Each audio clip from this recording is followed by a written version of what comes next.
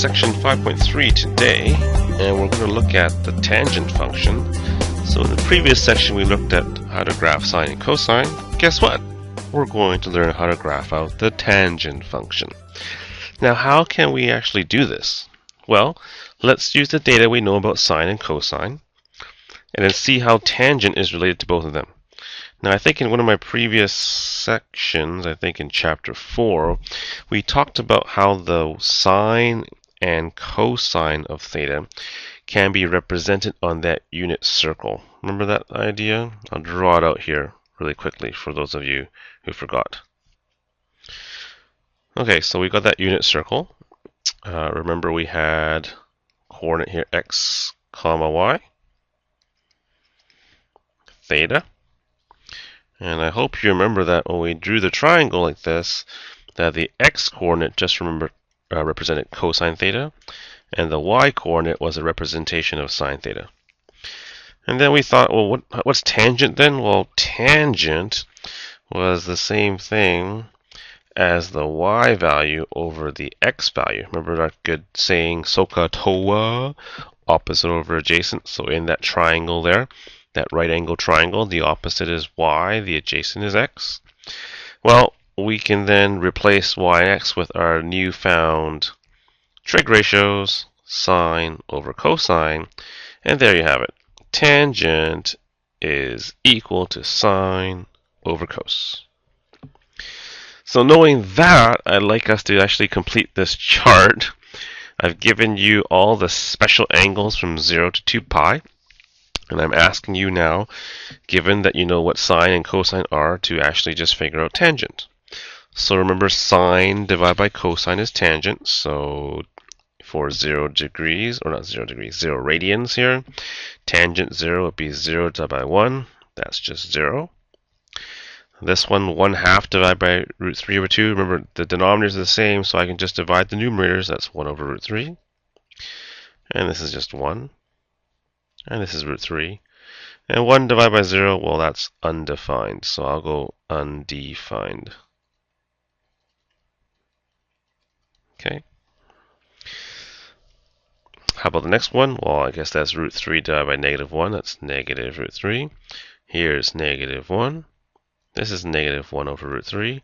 And 0 divided by negative 1 is just 0. We'll continue on. Negative 1 divided by negative root 3 is just 1 over root 3. This is 1. Root 3. Oh, here's another undefined. Negative root 3 divided by 1. Negative root 3. Negative 1. Negative 1 over root 3. And 0. Okay? So ultimately right now, I'd like you to use this info above to actually graph out y equals to tan theta. And once again, theta and x are interchangeable. So if you're used to x, then use x. Otherwise, use theta. I'm going to take those values from above and plot them out now. When it's 0, it's 0. When it's pi over 6, it's actually 1 divided by root 3. Now, if you're not too sure what 1 divided by root 3 is, well, I'll use my calculator. 1 divided by root 3, and that's equal to 0.58. Okay, 0.58. About halfway, a little bit more. And then at pi over 4, it's 1. So where's pi over 4? That's pi over 2. Pi over 4 is right about here. Pi over 3 is root 3, which is 1.73. And then pi over 2 is undefined. So when it's undefined, I'm going to draw a vertical asymptote. So the graph kind of looks like this right now. And then after that, we've got negative root 3 for the value of 2 pi over 3. So 2 pi over 3 is here. It's negative root 3. Then I see negative 1 for 3 pi over 4. 5 pi over 6. That's like negative 0.58. And then at pi, I believe it's 0. Yeah. So I think the graph looks something like this. Okay. As we continue on past pi, the values are 1 over root 3. So right about here, then 1, then root 3. And I believe at 3 pi over 2, we have another one of these asymptotes because the values are undefined. Okay. And then after that, I think this process gets repeated. How about down here, then here, then here, then here. Okay. Now, once again, just like sine and cosine, this is a periodic function. Okay, I only graphed it out from 0 to 2 pi, but let me just tell you, most textbooks and people will graph one cycle of tangent, actually not just from 0 to 2 pi, but they'll go actually from negative pi over 2 over here, where there's another set of asymptotes. And then, of course, this part of the graph here is the same as this, so I'm just going to copy this over. Bump, bump, bump. So there you go. Okay, and like I said, usually people will take, people will use this portion as one cycle of the tangent graph. Okay, now let's look at some properties of the tangent graph. And I want you to look at the graph above and notice that this one, unlike the sine and cosine graph, this curve is not continuous. Meaning you see there are breaks, and in particular, there are places where it's undefined, and it seems to be undefined at places like negative pi over 2, pi over 2, 3 pi over 2, etc. Okay?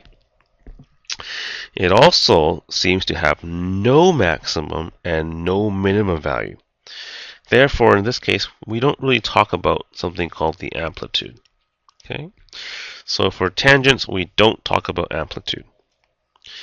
Domain, well, it seems like it's all real numbers except for all those places where we have those asymptotes. And those asymptotes seem to occur at multiples of pi over 2. But notice that it's not just pi over 2, it's pi over 2 plus, and I think we're adding pi n.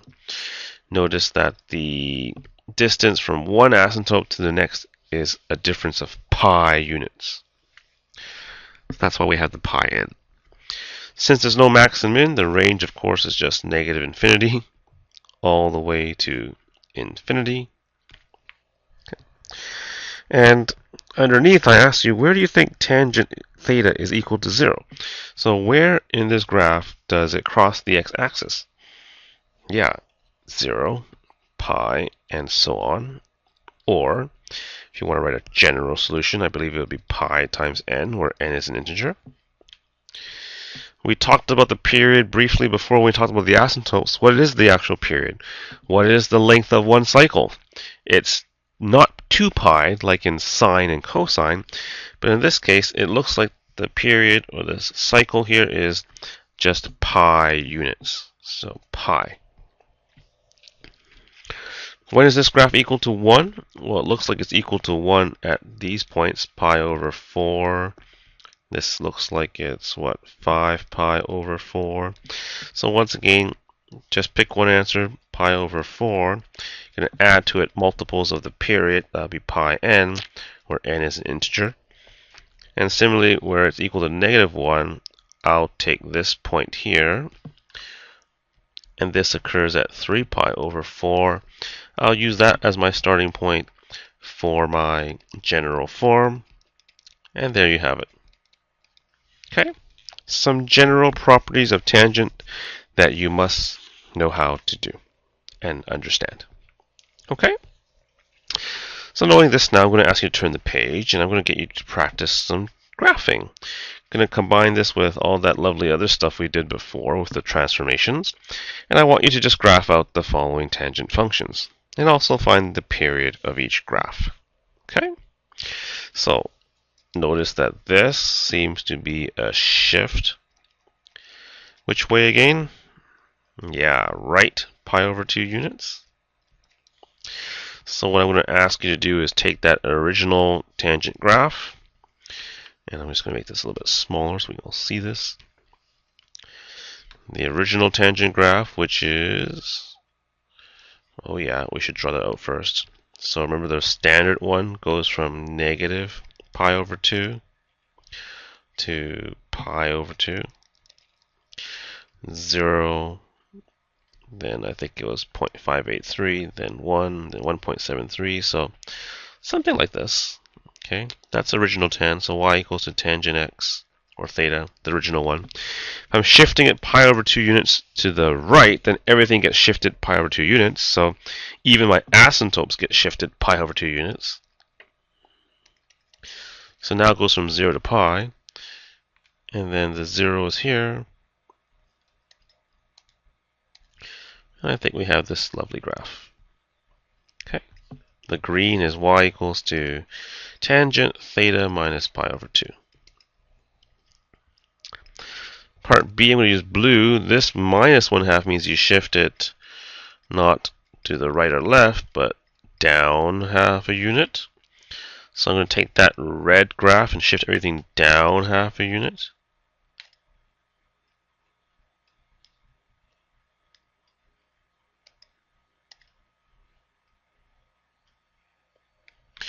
And here's y equals to tangent theta minus 1/2. And then part C, this one I have the half next to the theta. This represents, I hope you remember, a horizontal, and yes, this is an expansion by a factor of 2. And so when we do that, what happens there? Well, we're going to take that original graph in red, expand it by a factor of 2.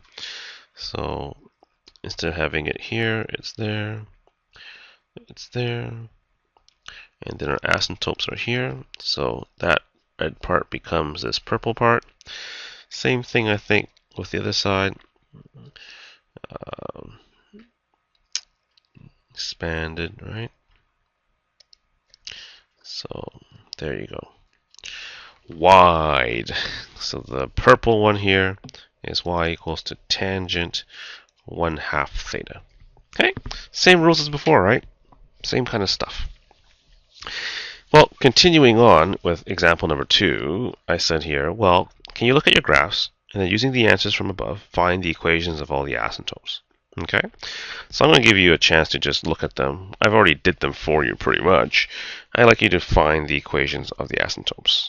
Okay, you try this first and then come back and check your answers with me.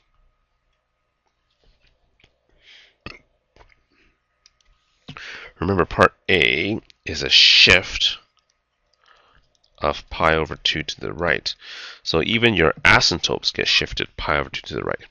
Now, once again, the regular graph, one of the properties you need to know is that the asymptotes are pi over 2 or pi over 2. Okay? Or sometimes they write down pi over 2n. Sorry, not pi over 2n. Pi over 2 plus pi n.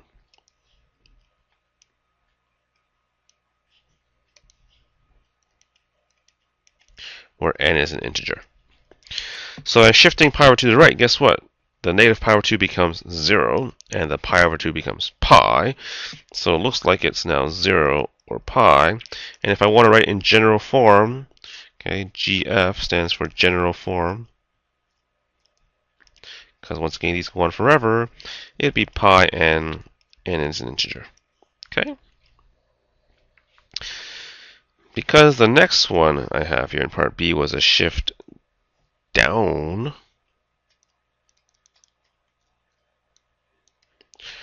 1/2, there really is no change to the vertical asymptotes. So I guess it's really just pi over 2 plus pi n, and n is an integer. No change. And it's illustrated in the graph from above. The last one, though, with the horizontal expansion, you bet there's change, right? Horizontal expansion by 2. That means my asymptotes also get expanded.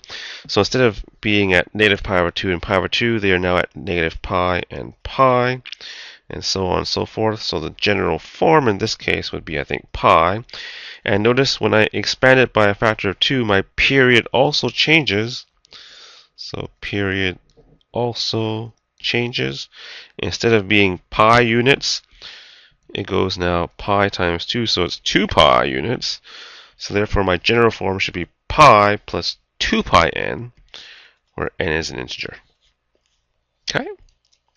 Those are the equations of the asymptotes. Alright, continuing on, I'm going to ask you to now try to do 2 word problems for me. We're going to involve the tangent function. Okay? It's kind of hard to see these pictures, but I'm going to help you and illustrate them for you. But before I do that, of course, please spend some time reading the question yourself first. Okay?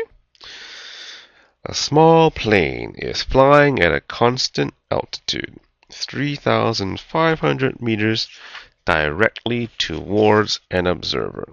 So if I'm the observer here, looks like a plane is up here, like my plane. And it's flying at a constant altitude. So it seems like it's flying, and the constant altitude, meaning the height above the person here, seems to be constant at 3,500 meters. It says assume the ground is flat in the region close to the observer, so you know that you can see the plane. It's like it's hidden behind a mountain. Draw a diagram to model the situation, and then use it to determine the relation between the horizontal distance, d meters, I guess that would be the thing in purple, from the observer to the plane, and the angle theta in degrees formed from the vertical to the plane. So if you were to look at this towards the plane, and there's my vertical, it looks like the angle theta equals to that particular angle there. Okay? This is where I hope you remember tangent's definition, back from grade 10 trig, Soka Towa. Seems to me that in this case, given the angle theta, you know the opposite side, which is d, and the adjacent side, which is 3,500. So it would be natural to say, hey, the relationship that connects all these things together is tangent, opposite, which would be d, over adjacent, which would be 3,500. And if it asks you to find the relation between d and the angle, well, I think we've got it. I'm just going to solve for d. D equals to then 3,500 times tangent theta, right? Division, move it to the side, becomes multiplication. And some people usually like writing d first, so I will just switch this around. Don't really need to, but here you go. D equals to 3,500 tangent theta. All right. Well, it says in part B, use a graphing calculator to sketch out this graph. So I guess I'm going to do that for you. If you do have a graphing calculator, you're more than welcome to bring it out so you can see it. I'm going to say here, D equals to, so that's like my Y value. So Y equals to 3,500 tan theta. Y equals to 3,500 times tan theta, or X. I think for this one I want to change my graph a little bit. Seems like my window. Well, what do you think my window should be? Remember the standard tangent graph? Right? What's that? Well, that's y equals to tan theta. So I just asked you to quickly compare this to y equals to tan theta. Remember the standard one looks like this? Whee! The asymptotes occur at pi over 2 and negative pi over 2. Right? But by the way, oops, wait. In this case, the angle is in degrees. So what's the equivalent of pi over 2 in degrees? See, all that stuff from chapter 4 coming back to bite you. Yeah, pi over 2 times 180 over pi. How about 90 degrees? So I think what I should be doing is the graph should go from negative 90 to 90. And when I put a 3,500 in front of the tan, that just makes a crazy vertical expansion. So I think that's what I'll do here. My x min, let's go negative 100, so I can see the asymptotes, and 100 degrees. My y, well, that's probably going to be huge, so like, I don't know, negative 5,000 or so. Let's see what happens there, 5,000 or so. Okay, let's graph. Whoa, whoa, whoa, what in the world just happened? Do you know what I forgot to do, everybody? I forgot to check my mode. Guess what mode this is in? Probably radian. Oopsies. Because this one's in degrees and I'm using degrees, I better change it to degrees. Now I'm going to press enter and graph it out. I think we see something better. Oh, see, look, there's the asymptote, and there's my graph. I can extend this further by changing my window even more if I wanted to. Let's make it like 15,000. Oops, that's too many.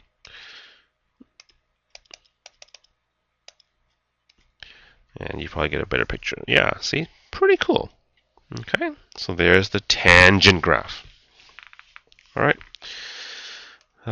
So there's my sketch. I went from my window coordinates negative 90 to 90. And then I went, I think, negative 15,000 to 15,000. And you got those asymptotes, and you got the graph that looks like tangent. I also said what would be the suitable domain. Well, I kind of gave it to you already, between negative 90 and 90. So domain, a suitable one would be looking at the values of theta to be between negative 90 and 90. Now, the question says, where are all the asymptotes located on this graph, and what do they actually represent? Well, I told you where the asymptotes are. You see it in the graph. They're located at 90 degrees and negative 90 degrees. So that's pretty obvious. But the question is, what do they represent? Okay. Now go back to our drawing from part A. And from here, I'd like to ask you, what does it represent when this angle theta is equal to 90 degrees? Well, if it's 90 degrees, that red line is no longer slanted, right? Don't do this in your notes, just watch me. That red line would be like flat. So if it's flat, that's kind of like where the plane is on the ground. Okay. And how about negative 90? Well, negative 90, well, going from this part, I guess negative 90 would be like over here. Actually, the other way around, right? But anyways, they're both flat. So think about it. 90 degrees means it's on the ground, either to the left or the right of the observer. Now, technically, that's really impossible in this case because I said to you that the plane is flying at a constant altitude, 3,500 meters, directly towards an observer. So that's why it can't really make sense, and that's why we have asymptotes. So let me just try to summarize that. It's at 90 and negative 90, and this really represents where the plane is actually on the ground, right? Because that angle is like a right angle. Okay, to the right and left of the observer. But really, that's kind of impossible, right? Really impossible. And I'll say because the plane is flying in a straight line. And that's why we've got the asymptotes. That's why you see asymptotes. Okay? Write it down. I know if it's kind of hard to digest right now, go back and look at it again and see if you can understand it. But ultimately, 90 and A90 really doesn't make sense. But 0 degrees does make sense in this context. So can you explain what happens when the angle is 0 degrees? Go back to your drawing. Remember originally, let me go back to the original drawing. You guys, I know, still have the original drawing in yours, but the original drawing looked like this. Oh, oops, not good. Don't erase, Mr. Lee. Okay, this. So that's some angle. That could be like a 60-degree angle. But as the plane keeps flying closer and closer, see that red line gets smaller and smaller and smaller? So ultimately, what happens when this angle is 0 degrees, getting smaller and smaller and smaller? 0 degrees would be right here, so the plane would be, and if you said directly on top of the observer, you are absolutely correct. Okay? So the plane is directly on top, or I'll say over the head of the observer.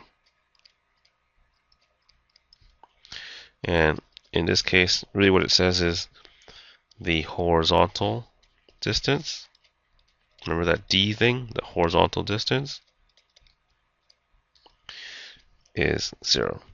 And that makes total sense because I had the formula, right? D equals to 3500 tan theta. So when theta equals to 0, what's tangent of 0? Well, that's just 0. So therefore, D is 0. Makes sense. Okay? Alright.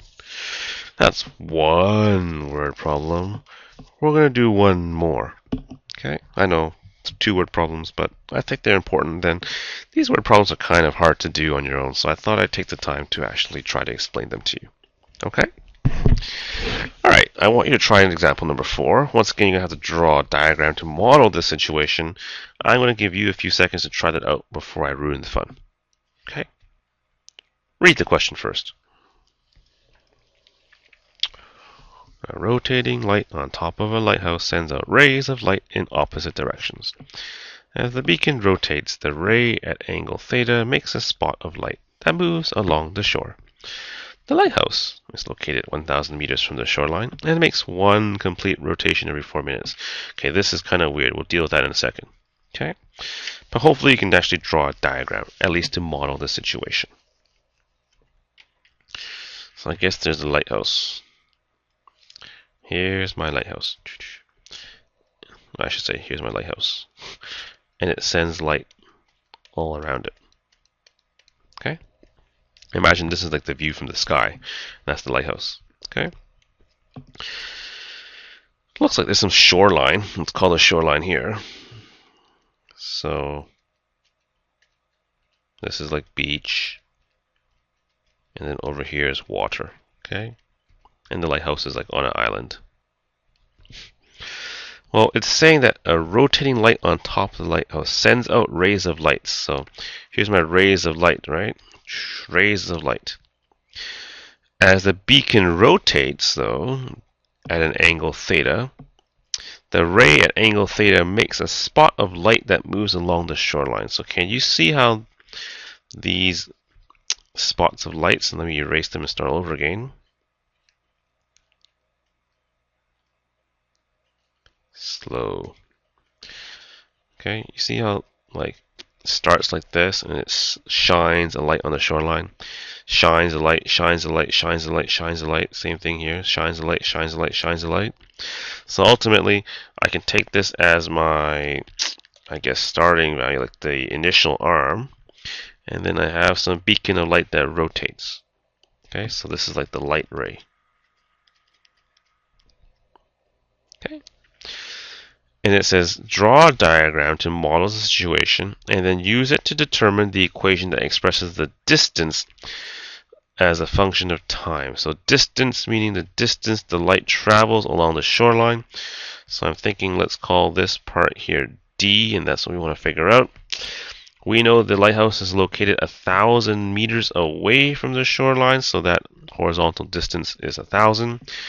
And once again, this is the angle theta, so can we find a relationship between D and theta? Just like before, I think we can. I'll let you try that on your own. It's tangent. And just like the last question, I'm going to write down 1,000 tangent theta. And I'm going to switch it around too. But unlike the last one, I'm not done. And because in this question it said, write it as a function of time, but I've written as a function of theta. This is where it gets confusing. Well, you see this piece of information that we didn't want to deal with now or before? Well, we'll have to deal with it now. Something about makes one complete rotation every 4 minutes. What's one complete rotation again in radians? Going around one full circle, that's equivalent to, 2 pi radians. And if I'm doing it every 4 minutes, it looks like I'm calculating a rate. So one complete rotation every 4 minutes means that the rate is 2 pi over 4, or equivalent to pi over 2. Well, how does the angle actually be calculated, and how is it related to actually the time? Well, from here, we can conclude that, hey, the angle theta is given by this rate of pi over 2 radians per minute. Once again, per minute. So if I were to do 5 minutes, I'd take pi over 2 times 5. If I take 10 minutes, it'd be pi over 2 times 10. But because I don't know how many minutes, and I use this variable t to represent minutes, this must be theta equals to pi over 2 times t. And therefore, I'd like you to put this into the equation for theta. And now, here's an equation that relates d with time, pi over 2t. Box it. Okay. I'm going to ask you now to use your graphing calculator to graph this out. I'm actually not going to use my graphing calculator. I just want to make a quick sketch. Okay, I'm going to change it. Let's just do make quick sketch. Okay. Now remember, I'm going to compare the equation in purple to the one that's the standard graph, and that's once again this. I'm just going to copy it or redraw it. Notice the asymptotes. Okay. Now, what's different about this new graph? It seems like there's a horizontal expansion, right? Horizontal, well, wait a minute. I don't even know if it's an expansion or not. Maybe it's a compression. I'm not too sure. But it looks like there's some sort of horizontal stretch.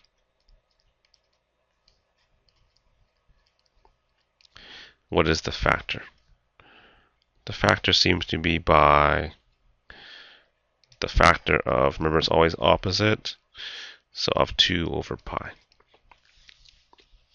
Well, how is that going to help us out?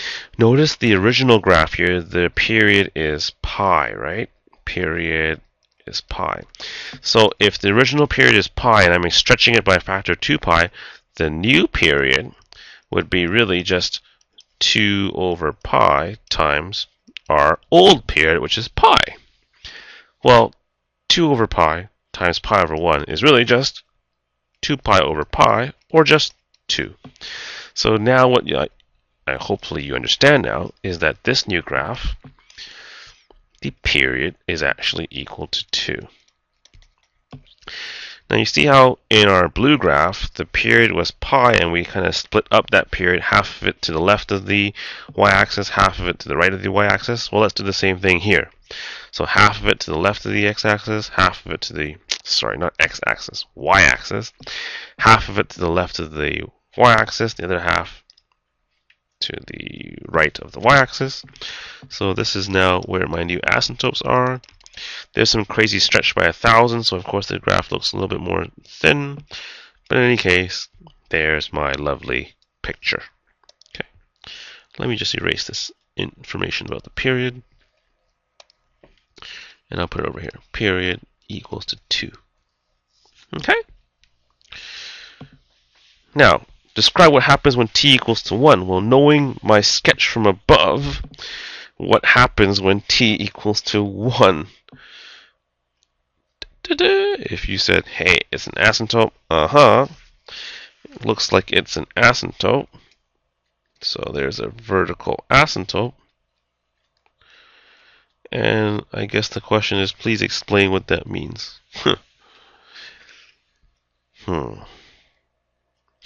By the way, if you're not too sure why there's a vertical asymptote, let me try to show it to you algebraically.